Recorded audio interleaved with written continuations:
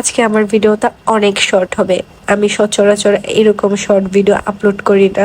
So hello everyone, আশা করি আপনারা সবাই ভালো আছেন। আমিও অনেক ভালো আছি। আমার গলা শুনে বোঝা যাচ্ছে যে আমার সর্দি কাশি, যাই হোক অনেক অনেক গলা ব্যথা। সো ভাবলাম যে আজকে একটু নদীর পাড়ে ঘুরে আসি অ্যান্ড চাও খাই আর আপনাদের সাথে একটা শর্ট ভিডিও শেয়ার করি। আর সর্দি লাগার কারণে আমার ভয়েসটা একটু অন্যরকম শোনা যাচ্ছে, এটার জন্য আমি দুঃখিত। আর সবাই একটু আমার জন্য দোয়া করবেন, আমি যেন খুব তাড়াতাড়ি ঠিক হয়ে যাই, কারণ আমি অনেক বেশি প্যারা খাইতেছি ভাই। এই সর্দি কাশি ধরলে না আর যাইতে চাই না। তো এই যে আমি একটা দোকানে বসে চা অর্ডার করে বসে আছি চা খাওয়ার জন্য, আর নিজে ছোট ছোট ফুটিস নিতেছি।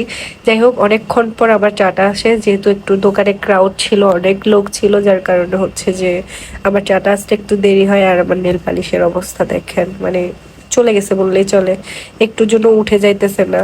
আর আমার নেল পালিশ হচ্ছে আমি বাসায় রেখে আসছি, যার কারণে আমি নেল পালিশও দিতে পারতেছি না। আর ওই যে দেখেন আমার চায়ের কাপ পুরা ফাঁকা, আমি পুরা চা খেয়ে বসে আছি আর দুইটা সান চিপস নিছি যাতে আমি বাসায় গেলে খেতে পারি।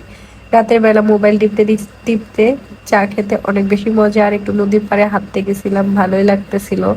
মাঝে মাঝে হচ্ছে এখানে আমি ঘুরতে যাই, কেন জানি অনেক বেশি ভালো লাগে। আর কেন জানি না ঢাকা শহরে রাতের বেলা বের হয়ে অনেক বেশি মজা, কারণ হচ্ছে দিনের বেলা অনেক বেশি ক্রাউড থাকে, বাট রাতের বেলা ঘুরে একটা হচ্ছে ফিল পাওয়া যায়, সুন্দর ঠান্ডা ঠান্ডা হাওয়া এন্ড চারিদিকে হচ্ছে কোনো ক্রাউড নাই, ধরেন নিজের মতো করে ঘোরা যায়, টাইম স্পেন্ড করা যায়। আমি মনে করি জীবনে ভালো থাকতে গেলে নিজেকে অনেক বেশি টাইম দিতে হবে আর প্রচুর পরিমাণ ঘুরতে হবে। আমি তো অনেক বেশি ঘুরতে ভালোবাসি, আমার মতো কে কে আছেন বলেন তো।